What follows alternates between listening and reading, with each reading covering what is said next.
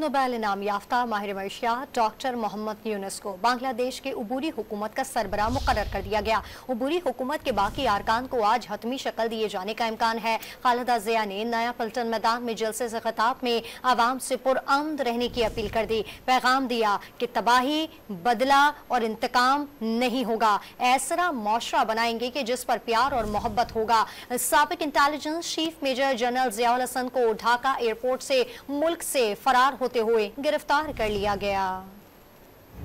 Nobel इनाम याफ्ता माहिर माशियात डॉक्टर मोहम्मद यूनुस बांग्लादेश की उबूरी हुकूमत के सरबराह मुकर्रर। तलबा तहरीक का मुतालबा मान लिया गया। उबूरी हुकूमत के बाकी अरकान को आज हतमी शक्ल दिए जाने का इम्कान है। प्रोफेसर यूनुस कल पेरिस से ढाका पहुंचेंगे, जिसके फौरी बाद इंतखाबात का ऐलान और इसके लिए इक़दामात मुतवक्को हैं। डॉक्टर यूनुस ने मीडिया से गुफ्तगू में तंबीह की कि भारत के बांग्लादेश के गलत लोगों के साथ अच्छे ताल्लुकात हैं। जोर दिया कि भारत अपनी खारजा पॉलिसी पर नजर सानी करे। मुल्क की सूरत हाल में बेहतरी के बाद खालिदा जिया की पार्टी बांग्लादेश नेशनलिस्ट पार्टी ने ढाका के नया पलटन मैदान में पिंडाल सजा लिया।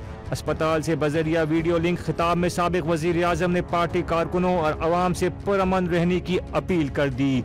पैगाम दिया कि तबाही, बदला और इंतकाम नहीं होगा। ऐसा माशरा बनाएंगे जिसमें प्यार और मोहब्बत होगा। जोर दिया कि अब सबको मिलकर एक नया और मुस्तहकम बांग्लादेश बनाना होगा। बावर कराया कि नौजवानों ने एक बार फिर नामुमकिन को मुमकिन कर दिखाया।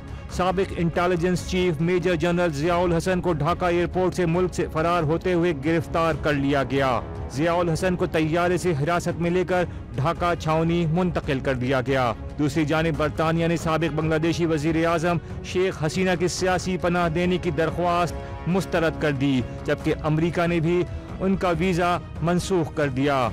बांग्लादेशी मीडिया रिपोर्ट के मुताबिक हसीना वाजिद ने सियासी पनाह के लिए अब सऊदी अरब और मुत्तहदा अरब अमारात के ऑप्शन पर गौर शुरू कर दिया। भारत ने भी हसीना वाजिद को क़याम मुख्तसर करने का पैगाम भिजवा दिया। खबरदार किया कि उनके क़याम से भारत के अगली बांग्लादेशी हुकूमत से ताल्लुकात में खराबी का खतरा है। बांग्लादेश में कर्फ्यू के खात्मे के बाद मामूलात ज़िंदगी बहाल होने पर जमात इस्लामी ने ढाका में 13 साल से बंद अपना मरकजी दफ्तर दोबारा खोल लिया।